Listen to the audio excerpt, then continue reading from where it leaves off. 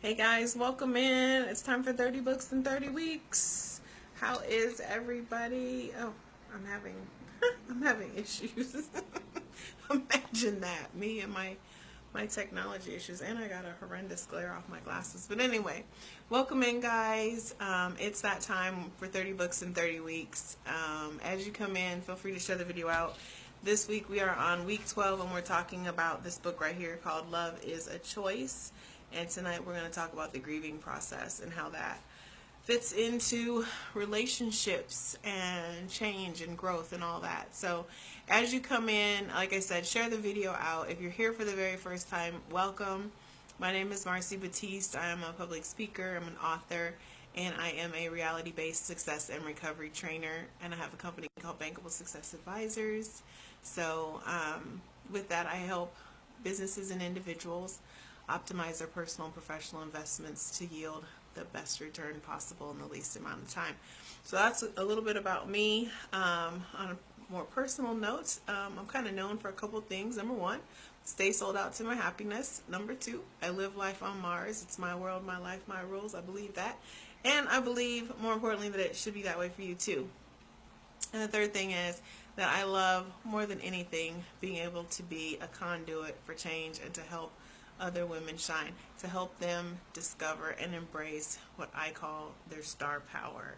Okay, so that's a little bit about me. 30 Books in 30 Weeks is a self-help personal development journey in which I am raiding my personal development library to bring you some ahas and some takeaways, some tools for your toolbox that you can add to your arsenal for your own healing and success journeys.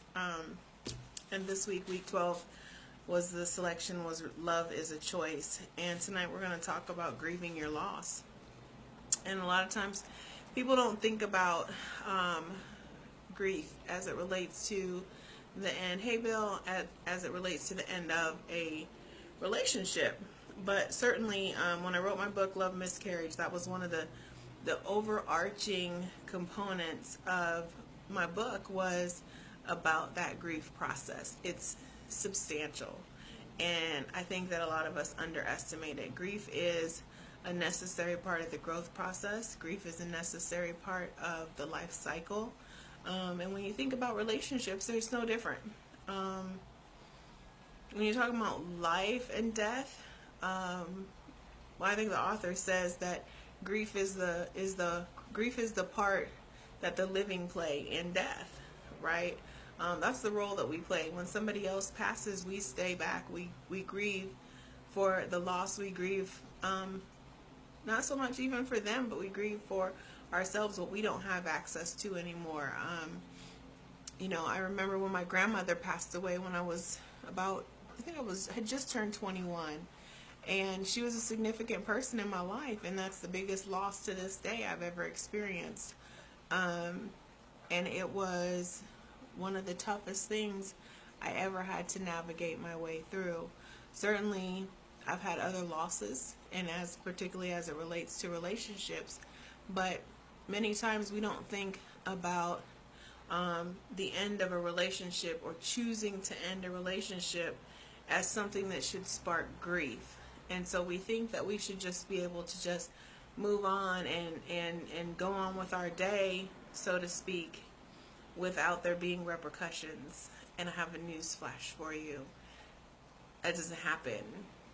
You will grieve. You must allow yourself permission to grieve. You must allow yourself adequate time to grieve.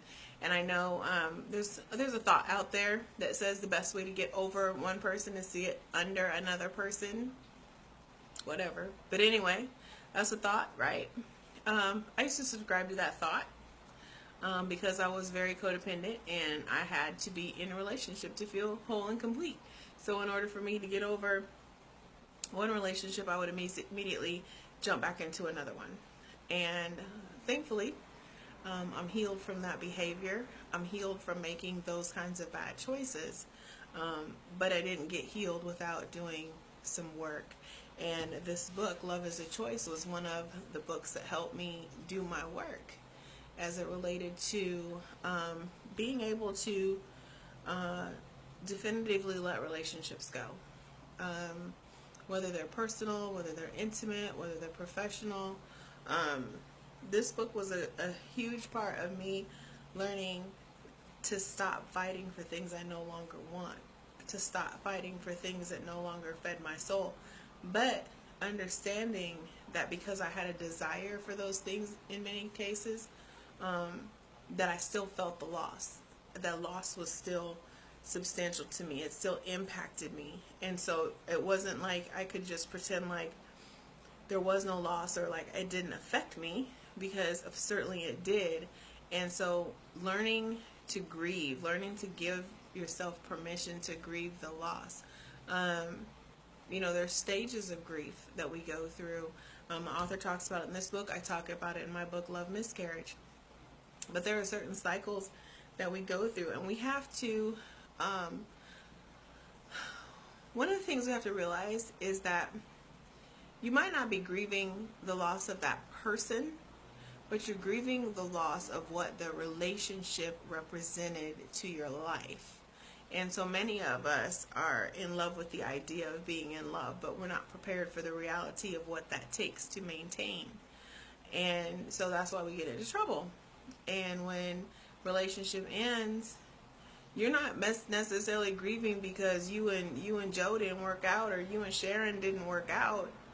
You're grieving because of what you thought that was going to look like all grown up, what you thought that love was going to be like.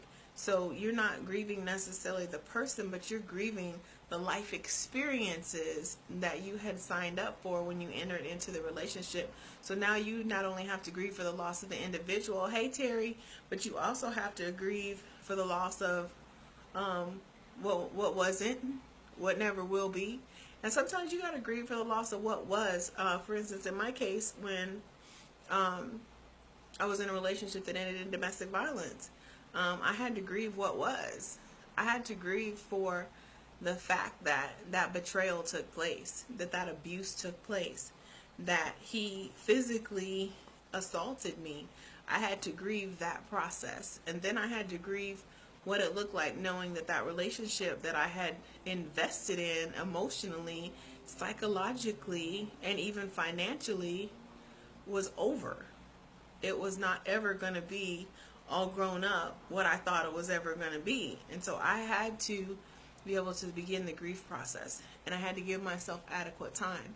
And so for me, that looked like going on a really legitimately 18-month hiatus of no dating, no socializing for the most part. I did a lot of healing work, prayer, meditation, therapy, all kinds of stuff that allowed me to really get in touch with who I am, what's important to me, what I stand for. I got in touch with what feeds my soul. I learned that through that process. But had I not allowed myself to grieve that and just shoved it under the rug and said, oh, well, it's over, moving on, moving right along, I let it go. Letting go doesn't mean that you don't process the loss. It doesn't mean that you don't grieve the loss. So think about that the next time you go through a loss of any sort, whether it's personal, whether it's a job loss. People often tie much of their identity up in their careers. And so when the career ends, you're looking like, who am I? What do I have left? That's very common for athletes. They're brought up, and their value and their self-worth is tied up in that career, that sport, that ability, their physical ability. And when that's compromised and they don't have that anymore, that's when people go down a really, really detrimental path a lot of times, because they're not allowing themselves to grieve that experience and understanding what the grief process looks like, even being able to put a label on it, even being able to identify, oh my gosh, I'm grieving this life experience, I'm grieving this job, I'm grieving this relationship. We know when people die, we give ourselves permission to grieve, and you hear people tell one another, give yourself time, don't rush, take it easy, relax, really some self-care. But when we lose other relationships that are not due to death, we don't allow ourselves that same and we don't extend ourselves that same latitude. So that's the message tonight, you guys. When we're talking about love being a choice, and we're talking about healthy, happy, whole, fulfilling relationships, there are so many avenues that we go through, so many experiences that we go through that tie into these relationships. So when they're over, and we've been something we've been fully vested in, and we've given our time and our emotion and our energy and all of this stuff to this relationship, and then it ends, it's oftentimes you either try and hold on or you try and move on too fast. And both of them are gonna end up leaving you emotionally bankrupt. Either holding on too long or moving on too soon. Give yourself time to grieve in the middle, you guys. Okay, that's the message for tonight. Everyone have a great night. I appreciate you as always for joining in. And thanks most of all for living life on Mars. Oh, one other thing. If you're looking for Raising the Bar Laser Coaching, 60 days. Next session starts in April. So April 19th, if you guys are interested in that, let me know. We talk a lot about, it's a very much reality-based program. And being able to overcome a lot of these obstacles is featured in that program. So give me a buzz. Live life on Mars. As always, thank y'all for joining me. I'll talk to you soon.